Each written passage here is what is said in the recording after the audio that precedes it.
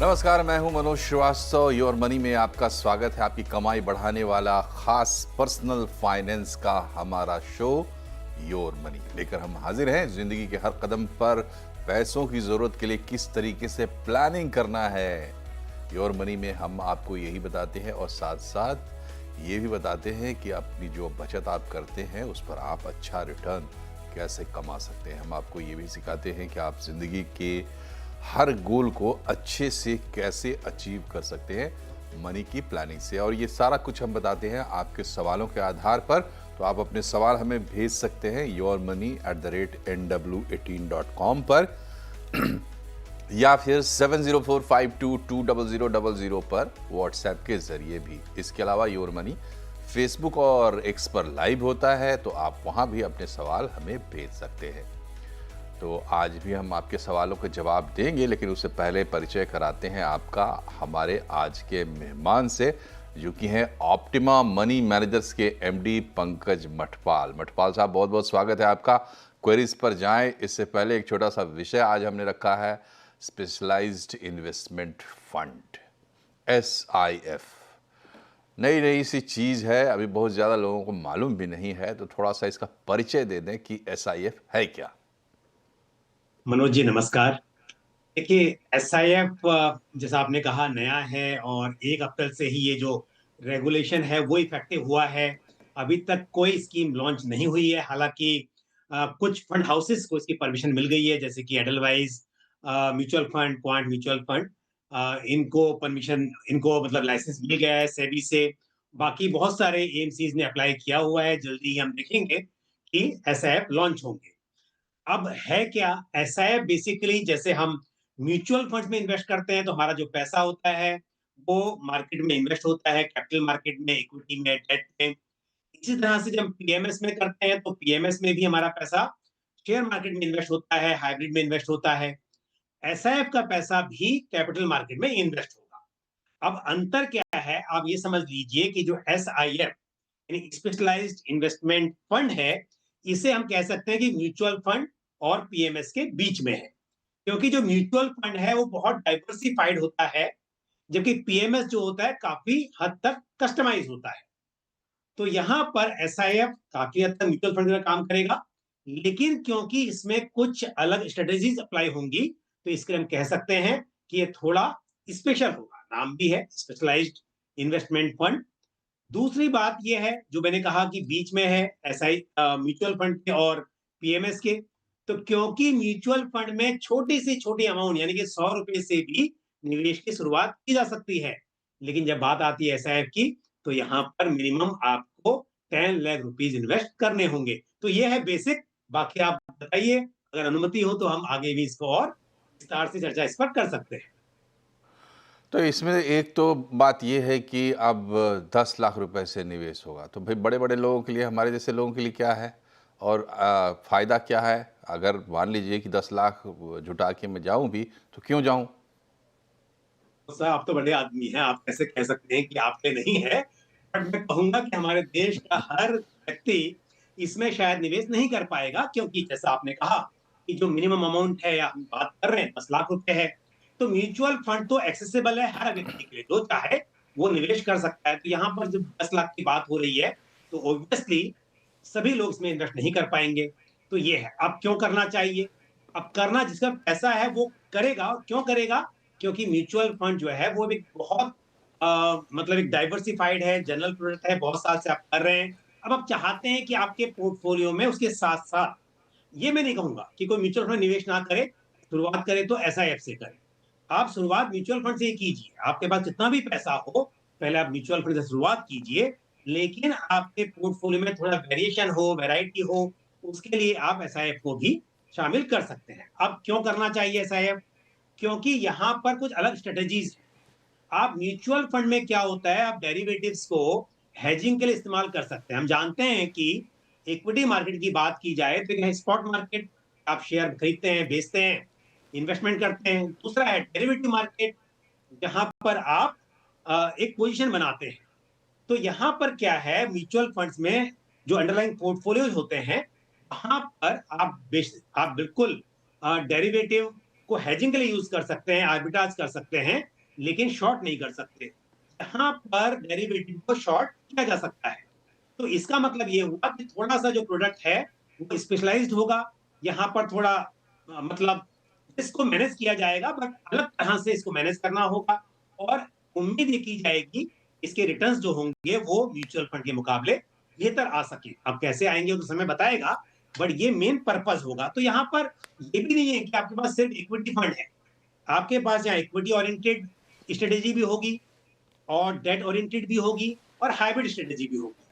और equity strategy के अंदर भी आपके पास इक्विटी लॉन्ग शॉर्ट हो सकता है। उसके अलावा X100 लॉन्ग शॉर्ट, इक्विटी में टॉप 100 स्टॉक को छोड़ दें। उसके बाद हो सकता है सेक्टर रोटेशन लॉन्ग शॉर्ट हो सकता है, डेट लॉन्ग शॉर्ट हो सकता है, sectoral debt sectoral long short हो सकता है। हाइब्रिड में भी एक्टिव एलोकेशन एसेट एलोकेशन हो सकता है, हाइब्रिड लॉन्ग शॉर्ट हो सकता है। तो मल्टीपल स्ट्रेटेजी हो सकती है। दूसरी बात एक और इंपॉर्टेंट है, मैं ये पे कह दूं, जब हम बात कर रहे हैं 10 लाख की, तो यदि एक एएमसी के पास 3 तरह के स्ट्रेटेजी हैं, 3 फंड्स हैं, तो तीनों को मिलाकर भी आप 10 लाख पूरा कर सकते हैं। तो ऐसा नहीं है कि आपको हर स्कीम में, म्यूचुअल फंड में अगर हम कहें कि आपको मिनिमम 5,000 करना है तो एक स्कीम में करना है। यहाँ पर एक एएमसी की यदि 3 फंड है, तीनों में मिलाकर के आप 10 लाख पूरा कर सकते हैं तो भी चलेगा। लेकिन यदि पैसा विड्रॉ करना हो तो ध्यान देना पड़ेगा किसी भी वक्त पर कि आपका मिनिमम बैलेंस जो है वो 10 लाख रहना ही चाहिए। ये यहाँ पर बहुत इंपॉर्टेंट है। मनोज, एक बात और ऐड कर देता हूं, अगर कहीं ऐसा हो तो ये पूछे तो मार्केट गिर गया जिसकी वजह से मेरा 10 लाख के नीचे आ गया, आप क्या करो? तो उसमें कोई नेचुरल रीजन है, वो आपकी वजह से नहीं हुआ है, उसके लिए कंडीशन नहीं है मिनिमम 10 लाख होना है। लेकिन अगर आप विड्रॉ कर रहे हैं तो ध्यान रहे कि मिनिमम बैलेंस 10 लाख रखना पड़ेगा। ठीक है, एक आखिरी सवाल और। एक तो इसमें देखिए पैसा भी ज़्यादा लग रहा है, मतलब मिनिमम, और दिमाग भी ज़्यादा लग रहा है जैसा आप बता रहे हैं। अभी तो पूरी तस्वीर आई भी नहीं है। तो इसके बाद इसको करें क्यों? मतलब रिटर्न के बारे में आपने कहा, लेकिन बहुत ज़्यादा तो बात बताई नहीं। टैक्स वैक्स का भी कुछ, बचत का कुछ इसमें रास्ता मिल सकता है। आखिर इसके आकर्षण की कुछ चीज़ें तो होंगी। बिल्कुल।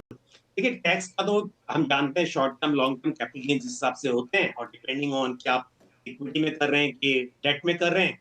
तो जैसा म्यूचुअल फंड्स में या हम देखते हैं कि आप इक्विटी में करते हैं, बॉन्ड्स में करते हैं, जिस हिसाब से एप्लीकेबल होता है वही यहाँ पर भी अप्लाई होगा। तो ये कोई बेनिफिट यहाँ पर नहीं दिखाई देगा। दूसरी बात ये है कि क्या खास हो सकता है, तो खास जो मैंने कहा वो सिर्फ है स्ट्रेटेजी। अब रिटर्न्स तो क्योंकि हमारे पास हिस्ट्री तो है नहीं कि म्यूचुअल फंड कह सकते हैं कि हिस्टोरिकली किस तरह की परफॉर्मेंस देखी गई है, बट उम्मीद की जा सकती है कि यहाँ पर एएमसी जो है इसको एक अलग वर्टिकल के रूप में चलाएंगी। इसके जो फंड मैनेजर्स होंगे वो भी अलग होंगे, म्यूचुअल फंड की टीम अलग होगी, एसआईएफ की टीम एएमसी में अलग होगी। तो आप यही मानकर चलें कि ये एम होगा। अब होगा कि नहीं होगा समय बताएगा, बट उम्मीद करना, उम्मीद भी की जाएगी और कोशिश भी की जाएगी कि इनका जो रिटर्न्स है वो म्यूचुअल फंड के मुकाबले बेहतर आ सके। जी, तो चलिए, इतना ज्ञान काफ़ी है। अभी आएगी जब चीज़ सामने तो जाहिर सी बात है तब ये ज्ञान और पक्का होगा। पहले कॉलर को लेते हैं। सब्यसाची हैं हमारे साथ, कोलकाता पश्चिम बंगाल से। सब्यसाची 58 साल के हैं और 52,000 की एसआईपी भी कर रहे हैं। क्या इनके मन में जिज्ञासा है, जानते हैं। सब्यसाची, पूछिए अपना सवाल आप। मनोज जी नमस्ते। नमस्ते। मैं एक सीएनबीसी आवाज का रेगुलर दर्शक हूँ। बहुत बहुत शुक्रिया आपका। धन्यवाद। मेरा ये क्वेश्चन है कि मेरा एज अभी 58 हो चुका है। मैं आईटीसी में नौकरी कर रहा हूँ। मेरा जो पोर्टफोलियो है मैं आपके साथ शेयर किया हूँ। मेरे को ये बताइए कि मेरा पोर्टफोलियो सही है क्या, इसमें कुछ चेंजेस करना है? मेरा टारगेट है 50 लाख। अनदर 2 साल में मुझे रिटायरमेंट है, तो मैं कैसे मेरा गोल तक पहुंच पाऊं, यही मेरा सवाल है। जी जी, तो पंकज जी बताएं, इनके लिए सलाह क्या रहेगी आपको पोर्टफोलियो ध्यान में रखते हुए? देखिए सब्यसाची जी, आप बहुत सारी स्कीम में इन्वेस्ट कर रहे हैं, आपके पोर्टफोलियो में 11 फंड हैं। पहले तो फंड्स बहुत ज्यादा है, और मैं उस पर आऊंगा कि क्या करना चाहिए। उससे पहले आपके पास क्योंकि 28 लाख रुपीज इकट्ठा हो चुके हैं, प्लस 52,000 की आप एसआईपी कर रहे हैं पर मंथ की, तो यदि हम अगेन मान के चलें कि 12% का यहाँ पर average return compounded annual growth आपको देखने को मिले, तो कैलकुलेशन निकल कर आ रही है कि 49.20 49,20,000। अब बात करें 50 की तो 80,000 कम पड़ रहे हैं कैलकुलेशन में, वो भी उम्मीद के हिसाब से अगर थोड़ा रिटर्न ज्यादा आए तो हो सकता है, वरना थोड़ा सा पैसा आपको बढ़ाना चाहिए। तो करीब करीब आप टारगेट के आसपास पहुंच जाएंगे, ये उम्मीद हम कर सकते हैं। लेकिन जो फंड्स हैं वो आपको उसमें बदलाव बिल्कुल करना होगा, क्योंकि बहुत अग्रेसिव पोर्टफोलियो है।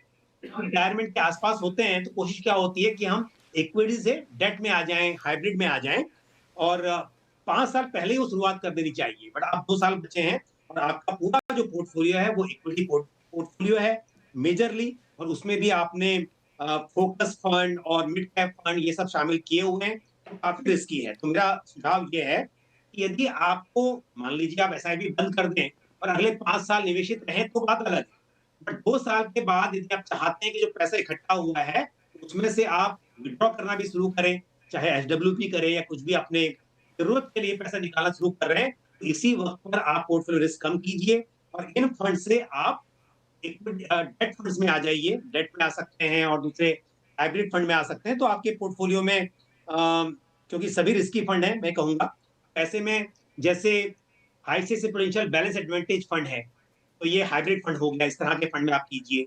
एचडीएफसी बैलेंस एडवांटेज फंड में आप निवेश कीजिए, पैसे को स्विच कीजिए। इसी तरह से एक मल्टी एसेट एलोकेशन फंड जैसे Nippon India multi asset allocation fund, या फिर दूसरा White Oak capital multi asset allocation fund, इस तरह के फंड्स में आपको स्विच करना चाहिए। तो पोर्टफोलियो में स्कीम है, स्कीम अच्छी है, पर आपके लिए सूटेबल बिल्कुल भी नहीं है, ये बदलाव आपको जरूर करना चाहिए।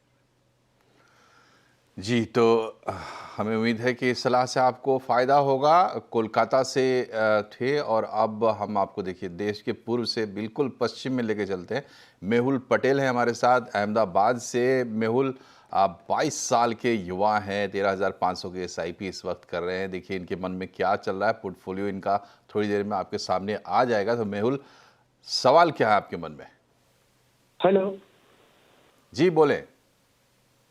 हाँ जी सर, मैं 22 साल का हूँ, अभी अभी पढ़ाई खत्म की है और अभी नौकरी ज्वाइन करने वाला हूँ। तो मेरा जो ये पोर्टफोलियो है वो 13,500 का है महीने का। तो मेरा ये गोल है कि मैं आने वाले 10-20 साल में इसको 2 करोड़ तक कैसे ले जा सकता हूँ। जी, तो बिल्कुल शुरुआत में है और गोल भी जो है वो बहुत लंबा समय है, ये सम्मान के चल रहे लंबे समय के लिए। तो इनको एक कंप्लीट प्लानिंग चाहिए, एक डायरेक्शन चाहिए। पंकज जी, इनके लिए क्या सलाह है? ये तो बहुत अच्छी बात है कि इस उम्र में इन्होंने इतना कर रखा है और इतना सोच रहे हैं। बिल्कुल मेहुल जी, देखिए 22 साल की उम्र में आपने निवेश की शुरुआत की है। बहुत बहुत शुभकामनाएं आपको कि आप जो भी लक्ष्य लेके चले उसको पूरा कर पाए।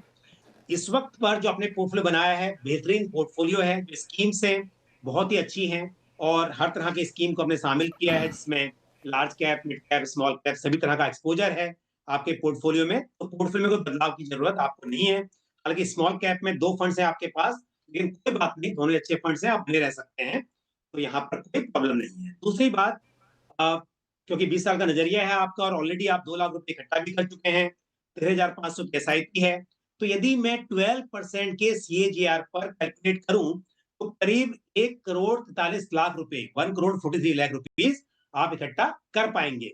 तो यदि आपको 2 करोड़ इकट्ठा करना है तो कैलकुलेशन के लिए बता देता हूं कि 6% से आपको स्टेप अप करना होगा, जो कि आप आसानी से कर सकते हैं। 22 साल के हैं, इनकम बढ़ेगी, सैलरी बढ़ेगी, आसानी से हो जाएगा। लेकिन आप ज्यादा करें, क्योंकि अगर मैं आपको बताऊं आज 2 करोड़ आपको लग रहा है कि वैल्यू है, लेकिन अगर हम 6% की महंगाई दर मानकर चलें तो आज से 20 साल के बाद जो आज का 2 करोड़ है उसकी वैल्यू 20 साल के बाद करीब करीब 62 लाख के आसपास रह जाएगी। तो इसके लिए आपको बड़ा टारगेट सोचना चाहिए, बड़ा पैसा बनाना चाहिए। तो कम से कम 10% से स्टेप अप करें और जितना अधिक हो, जब प्रमोशन हो आपका, जब सैलरी बढ़े तो और भी ज्यादा करें, ताकि आप उस वक्त तक करीब 10 करोड़ रुपया इकट्ठा कर पाए। All the best to you. जी, तो अच्छी बात यह है कि लॉन्ग टर्म फाइनेंशियल प्लानिंग आप लेके चल रहे हैं इन्वेस्टमेंट की, और लक्ष्य भी आपका जो बढ़िया है, मॉडरेट है, अभी उसको थोड़ा और आप बढ़ा सकते हैं। या एक छोटे से ब्रेक के लिए रुकते हैं, ब्रेक के बाद लौटेंगे तो कुछ और कॉलर्स की क्वेरीज लेंगे। बने रहिए हमारे साथ।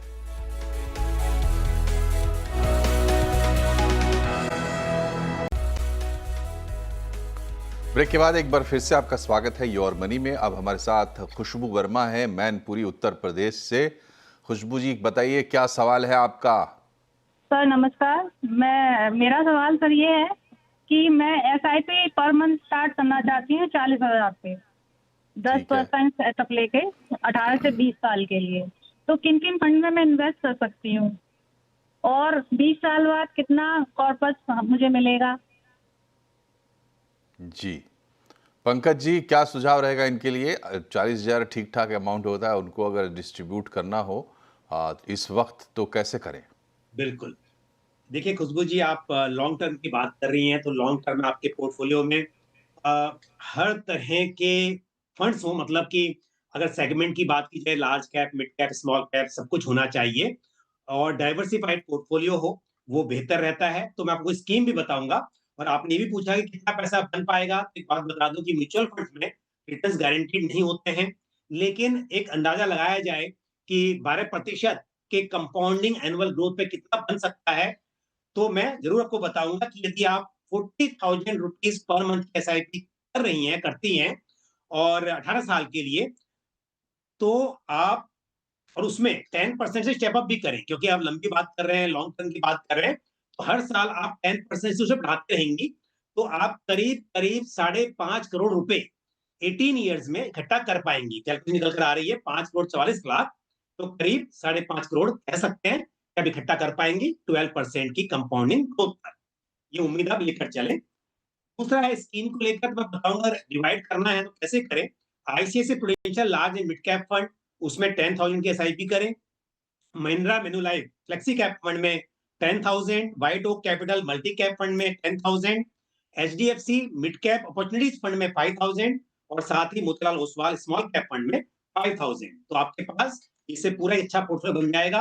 इसके साथ में आगे बढ़े। All the best. जी तो आपको बहुत बहुत शुभकामनाएं खुशबू जी। और बढ़ते हैं अगले कॉलर के पास, चलते हैं। श्याम चौधरी हमारे साथ नासिक से, 62 साल की उम्र है इनकी और 1 करोड़ का पोर्टफोलियो है और SWP 40,000 की विड्रॉल है। तो बताएं श्याम जी आपका सवाल क्या है। सर जी मुझे मेरा पोर्टफोलियो रिव्यू कराना है। जी पंकज जी पोर्टफोलियो रिव्यू करना है इनका 62 साल की उम्र में। अब आप समझिए विड्रॉल शुरू कर चुके हैं, तो ऐसे लोगों की क्वेरी थोड़ी कम आती है, तो जरा अच्छे से समझाइए इनके लिए। बिल्कुल। देखिए श्याम जी, 62 साल की उम्र है और जो पोर्टफोलियो बहुत ही अग्रेसिव है। ये पोर्ट स्कीम अच्छी है, पर किसके लिए अच्छी है? अगर कोई 30 साल का व्यक्ति निवेश कर रहा होता, लंबा समय होता, इतना रिस्क लिया जा सकता था। लेकिन 62 ईयर्स की एज में जब आपको पैसा विड्रॉ करना है, तब मेरे हिसाब से ये पोर्टफोलियो सही नहीं है। दूसरी बात ये है कि जो इन्फॉर्मेशन मेरे पास है, शायद आप कुछ पैसा निवेश भी कर रहे हैं आगे। तो अब अगर आपको सिर्फ विड्रॉ करना है तो निवेश नहीं करना है। जो ऑलरेडी पैसा इकट्ठा हो गया है, उसमें से आपको अपना घर का खर्च चलाने के लिए विड्रॉ करना है, आप कर सकते हैं। लेकिन आपको फिर नया निवेश करना हो तो इससे अच्छा विड्रॉ मत कीजिए, पैसे को बढ़ने दीजिए। आपको एक ही काम करना है, या तो विड्रॉ करना है या निवेश करना है। तो आपको अगर SWP करनी है, हर महीने 40,000 रुपए विड्रॉ करने हैं, तो मैं एक बात और कहूंगा कि पहले फंड में आप बदलाव कीजिए, क्योंकि आपने यहाँ पर एक आपके पास HDFC बैलेंस एडवांटेज फंड है, वो एक हाइब्रिड फंड है। एक ICICI Prudential multi asset fund है, वो भी हाइब्रिड है। बाकी जो फंड्स हैं वो सभी आपके पास में इक्विटी फंड है, और उसमें भी आपने स्मॉल कैप फंड भी लिया हुआ है, मिड कैप भी लिया हुआ है। तो मैं क्या कहूंगा आपको, क्या बदलाव कैसे करें? एग्जिस्टिंग है उसमें से HDFC बैलेंस एडवांटेज फंड को आप रखें। ICICI Prudential equity and debt fund, उसको भी आप रखें पोर्टफोलियो में। और दूसरा ICICI Prudential multi asset fund आपके पास है, उसमें भी आप बिल्कुल बने रहें। और आप बाकी फंड्स में अपना निवेश निकाल दें, वहां से स्विच कर लें। 3 आप नए फंड्स ऐड कर सकते हैं, जो है debt fund, purely debt fund. वो होंगे Bajaj Finserv banking and PSU debt fund, Nippon India dynamic bond fund और साथ ही एक्सिस कॉर्पोरेट बॉन्ड फंड। तो 3 हाइब्रिड फंड एग्जिस्टिंग पोर्टफोलियो से, 3 नई डेट स्कीम मैं आपको बता रहा हूं। इनमें आप निवेश कीजिए, पैसे को स्विच कीजिए निकालकर, और फिर वहां इन फंड में से आप SWP जारी रखें, वो आप करते रहें। लेकिन जो रिस्क आपने भी लिया हुआ है, यदि मार्केट में गिरावट आती है, उतार चढ़ाव होता है, तो बहुत आपको जोखिम यहाँ पर दिखाई देगा, उसे कम करना बहुत जरूरी है। जी, तो पंकज जी, लेकिन ये बताइए, ये चूंकि मैंने पहले भी ये बात हाईलाइट की कि जो हम इन्वेस्टमेंट कर रहे हैं एक दिन उसका यूज़ करना है, इसके लिए करते हैं। तो जब हम उस स्थिति में आते हैं, जैसे स्थिति में आज हमारे साथ शाम जी आए हैं, तो वहाँ पर रिस्क कम लेना चाहिए, आपकी बात से ये समझ में आया। और कुछ फंडामेंटल्स हैं क्या वहाँ पे? बिल्कुल। देखिए, आइडियली क्या करना चाहिए, अगर समय पे प्लानिंग कर रहे हैं आप, मान लीजिए आपने प्लानिंग जो थी वो, हमने तो देखा अभी 22 साल की उम्र में उन्होंने शुरुआत कर दी थी एक हमारे दर्शक ने। पर अगर आप 22 नहीं 25-30 में भी शुरुआत कर रहे हैं, तो आप निवेश करते रहिए और रिस्क लीजिए। आप इक्विटी फंड्स में निवेश कीजिए, अगर लॉन्ग टर्म की बात कर रहे हैं स्पेशली। और जब आप 60 में पैसा विथड्रॉ करने की बात कर रहे हो, तो 55 की उम्र से ही आप थोड़ा-थोड़ा पैसा स्विच करना शुरू कर दें। ताकि जब 60 के हों तो आपका मुश्किल से 20-25% ही इक्विटी में रह जाए, बाकी का पैसा आपका डेट में आ जाए। थोड़ा गोल्ड हो, डेट हो, इक्विटी में 20-25% ही बचे, ताकि आप उसमें से फिर एसडब्ल्यूपी कर सकें। बट अगर बात हो रही है, ऑलरेडी आप 60 के हो गए हैं, विथड्रॉल भी शुरू कर दिया या करना चाह रहे हैं, तो पहली बात तो ये है कि आप उसमें से हाइब्रिड फंड्स जहाँ पे जोखिम कम हो, उसमें निवेश करें और डेट में निवेश करें। ये बहुत ही इंपॉर्टेंट है। दूसरी बात, क्या ध्यान रखना है, जब पैसा टोटल अमाउंट इकट्ठा होता है, तो कई बार निवेशक क्या करते हैं, तो एसडब्ल्यूपी कर रहे हैं, बहुत बड़ी-बड़ी कर लेते हैं। यानी कि आपके पास 1 करोड़ रुपया है और हर महीने का आप 1 लाख रुपया विथड्रॉ कर रहे हैं, यानी कि 1% हर महीना विथड्रॉ कर रहे हैं। गारंटी तो नहीं है ना कि साल में आपका पैसा 12% से बढ़ेगा, हर महीना 1% बढ़ेगा। और अगर बढ़ा भी और पूरा-पूरा आपने विथड्रॉ कर लिया, तो अगले साल भी आप उतने कर पाएँगे। बट क्योंकि खर्चे बढ़ते रहते हैं, पैसे की वैल्यू घटती रहती है, तो आपको क्या पंकज करना जी, तो चाहिए, टोटल आपकी अमाउंट है। महत्वपूर्ण सलाह, और खास करके जो टिपिकल केसेस आते हैं उन पर हम लोग ज़्यादा विस्तार से बात करते हैं। पंकज जी के टॉप 4 फंड्स भी आपको दिखाई देंगे स्क्रीन पर, जो इस वक्त उन्होंने रिकमेंड किए हैं। समय हमारा समाप्त हो रहा है, इसलिए पंकज जी बहुत बहुत शुक्रिया आपका। कार्यक्रम में फिलहाल इतना ही। नमस्कार।